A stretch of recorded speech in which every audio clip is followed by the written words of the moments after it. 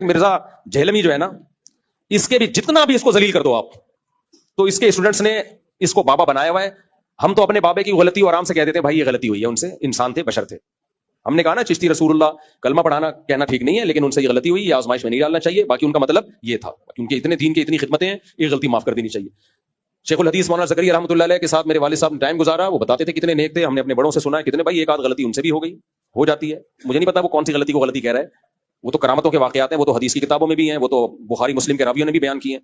चलो फर्ज कर लो गलती हो गई तो हो गई, उससे क्या होता है कि एक गलती से कोई बुजुर्ग का बुजुर्गी से थोड़ी निकलता है। ऐसे ही बहुत सारे लोग हैं, तो हम तो मान लेते हैं। लेकिन इंजीनियर के जो फैंस हैं, फॉलोवर्स हैं, वो ढीठ पने की इंतहा को पहुंचे हुए हैं।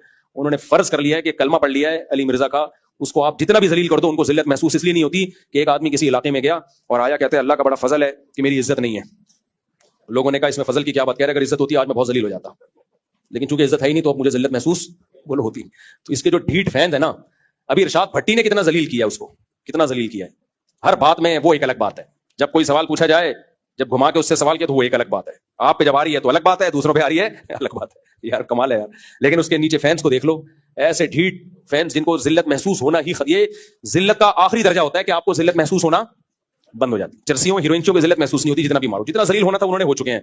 तो अब इंजीनियर और उसके फैंस ने भी जितना जलील होना था हो चुके हैं, अब उनको जिल्लत महसूस नहीं होती।